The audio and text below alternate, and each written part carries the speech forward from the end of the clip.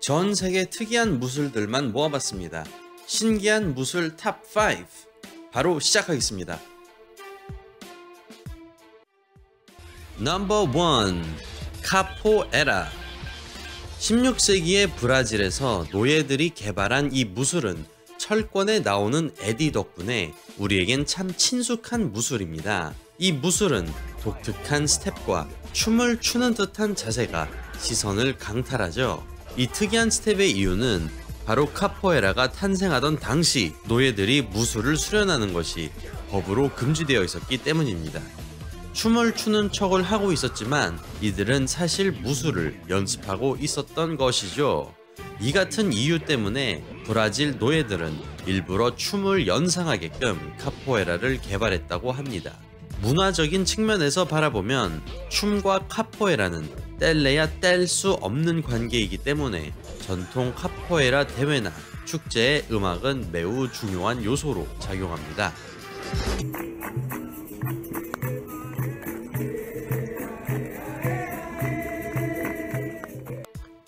카포에라가 효과적인 전투용 무술로 평가되고 있지 않은 여러 이유 중에 가장 큰 이유는 바로 동작이 너무 크고 느리다는 것입니다. 동작이 크다는 것은 그만큼 무게가 실려 있다는 것인데요. 그렇기 때문에 제대로 맞으면 한 방에 골로 가버릴 수 있습니다. 하지만 이것이 꼭 좋은 점은 아닌데요. 기술 하나하나가 너무 묵직하고 강하기 때문에 스파링을 하기에도 현실적으로 상당히 어렵습니다. 스포츠 카포에라는 이 같은 안전 문제 때문에 박자가 상당히 느리고 경기 페이스도 조금 처집니다. 그렇다고 카포에라 기술이나 무술 자체가 약한 것은 아니며 매우 드물긴 하지만 가끔 카포에라 킥이 격투기에 나오기도 합니다. 잠깐 보시겠습니다.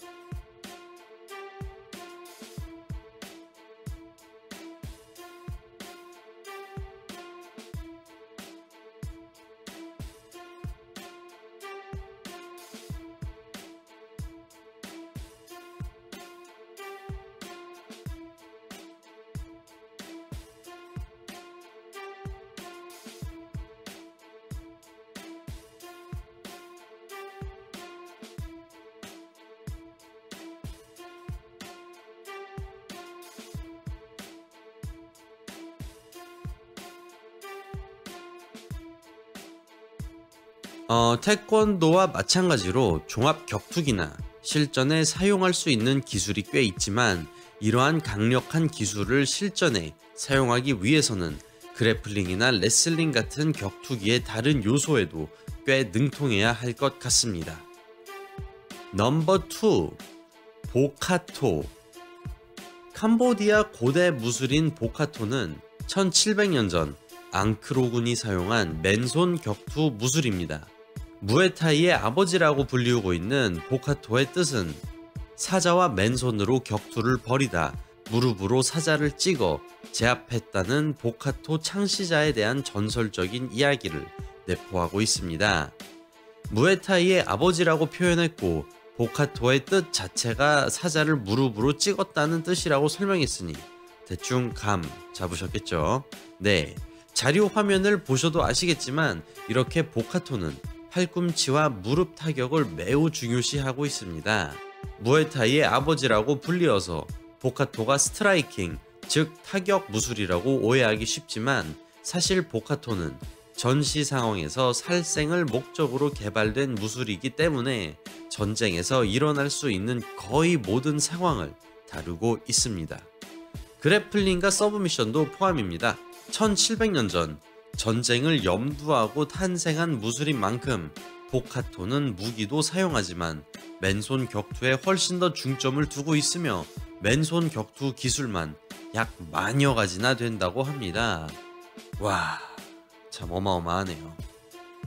넘버 3. 러프 앤 텀블. 가우징. 러프 앤 텀블 혹은 가우징이라고 불리우는 이 무술은 사실 무술이라기보다는 격투 스타일에 가깝습니다. 1730년대에 미국에서 널리 퍼진 이 격투 스타일은 단순 무식하고 잔인하기 짝이 없습니다. 특정 규칙이 없는 무규칙 격투기의 일종이지만 브라질식 무규칙 격투기인 발레투도와 차이점은 다음과 같습니다. 발레투도는 룰이 없는 종합격투기 느낌이 강합니다. 왜냐하면 발레투도에서 허용되는 반칙도 결국 낭심 공격이나 사커킥 등 금지된 기술들이 허용되는 격투기 매치이기 때문이죠. 하지만 가우징은 상당히 다릅니다. 맨손으로 싸우고 룰이 없다는 점은 매우 비슷하지만 가우징은 정식 스포츠가 아니었던 만큼 승패를 가리는 방법조차 경기마다 달랐습니다. 하지만 가장 흔히 사용되었던 승패를 가리는 방법은 바로 상대방의 누나를 가장 먼저 훼손하는 사람이 우승하는 것이었습니다. 농담이 아닙니다. 네, 몇백 년 전에 사람들이 이런 룰로 격투 스포츠를 했다는 것이 믿기가 조금 힘드네요. 하지만 누나를 훼손하는 것은 일부 파이터들이 즐겨 사용한 룰이었을 뿐이지 다른 신체 부위를 훼손하는 룰도 꽤 있었습니다. 다시 말씀드리지만 가우징은 정식 스포츠가 아닙니다. 그렇다면 가우징을 왜 누가 했냐? 바로 의견 차이가 심한 두 사람입니다. 서부 영화를 보면은 멀리서 두 남자가 서로를 바라보다가 권총을 재빨리 꺼내 상대방을 쏘는 듀얼 많이 보셨을 겁니다.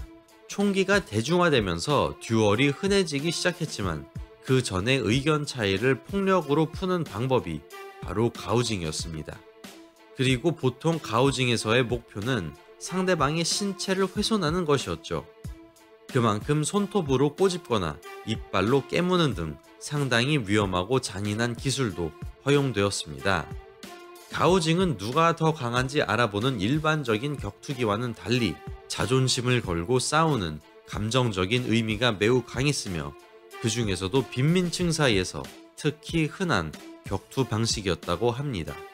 넘버 4. 담배. 담배는 아프리카에서 탄생한 이색 복싱입니다. 피우는 담배랑은 아무런 상관이 없으니까 주의해주세요. 혹시라도 오해하시는 분 계실까봐 말씀드립니다. 담배는 본래 레슬링과 비슷한 그래플링 스타일도 존재했으며 이 스타일은 코카와라고 불려왔습니다. 하지만 시대가 지나면서 그래플링적인 면은 서서히 사라졌으며 현재는 순수 타격 무술로 발전했습니다. 이 무술은 시대를 걸쳐 전쟁용 실전 무술 그리고 놀이 목적의 격투기까지 엄청난 변화의 과정을 겪었습니다. 담배는 주력 주먹과 주력 발을 정하고 시작합니다. 참가자는 자신이 선택한 주력 주먹과 발을 천으로 둘러싸고 이것을 밧줄로 칭칭 감죠. 오른손 오른발잡이 기준으로 오른손과 오른발이 몽둥이가 되어버린다고 생각하시면 되겠습니다.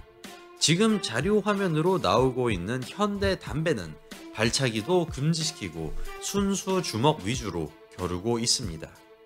천으로 감지 않은 앞에 나와 있는 리드손은 상대방을 잡거나 잽을 날리는 데 사용되며 두 선수가 서로의 손을 붙잡고 오른손을 붕붕 휘두르는 장면은 어찌 보면 참 무식하고 야만적이기도 하지만 또 어떻게 보면 참 스릴이 넘칩니다. 참 신기한 게 주먹만 쓰는 타격 무술이지만 우리에게 흔히 익숙한 무술들과는 상당히 다릅니다. 아무래도 도구가 들어가는 순간 격투기는 심하게 바뀌는 것 같습니다. 넘버 5. 칼라리 파야트. 칼라리 파야트는 인도의 고유 무술입니다. 이 무술의 시초에 대한 기록이 정확하지 않지만 역사가들은 이 무술이 대략 2000년에서 3000년 정도 되었다고 추측하고 있으며 어떤 이들은 이 무술이 세계에서 가장 오래된 무술이라고 주장하고 있습니다. 칼라리 파야트는 다른 무술과 마찬가지로 격투뿐만 아니라 정신수련도 중요시하고 있으며 이를 대변하듯 칼라리 파야트에는 명상이 자주 소개됩니다. 이 무술은 힌두교와도 밀접한 관계가 있습니다. 20세기부터 칼라리 파야트는 격투술이나 명상보다는 문화적인 의미가 강해졌지만 원래 칼라리 파야트는 전시 상황을 대비하여 연마하기도 했던 만큼 살생 목적이 강한 무술이었습니다. 그만큼 이 무술은 맨손 격투보다 무기 사용에 큰 중점을 두기도 하죠. 하지만 아무래도 우리가 관심 있는 것은 이 무술의 격투 스타일이겠죠. 칼라리 파야타는 스텝, 다시 말해 풋워크를 중요시 여겼습니다. 현대 격투기처럼 가벼운 발을 이용해 현란한 움직임은 아니었지만 신중하고 날카롭게 다양한 각도를 가르며 오가는 스텝이 존재합니다. 칼라리 파야타는 나무 막대부터 검까지 5가지가 넘는 무기를 사용합니다. 그리고 맨손 격투는 스트라이킹뿐만 아니라 21세기 관점으로 보면 매우 기초적인 하지만 간단한 클린치와 그래플링 기술도 포함되어 있습니다. 칼라리 파야타는 태권도나 복싱처럼 한 가지 무술이라고 딱 정할 수 있는 것이 아니라 3가지 스타일이 존재하며 이는 다음과 같습니다. 아라파 카이,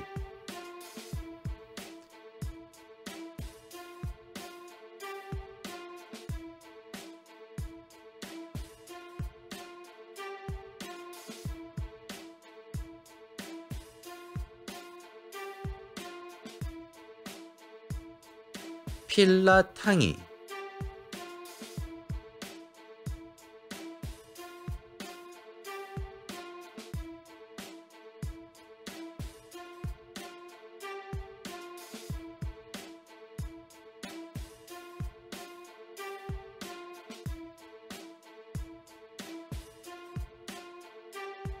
그리고 바탄 트립입니다. 참 생소하죠?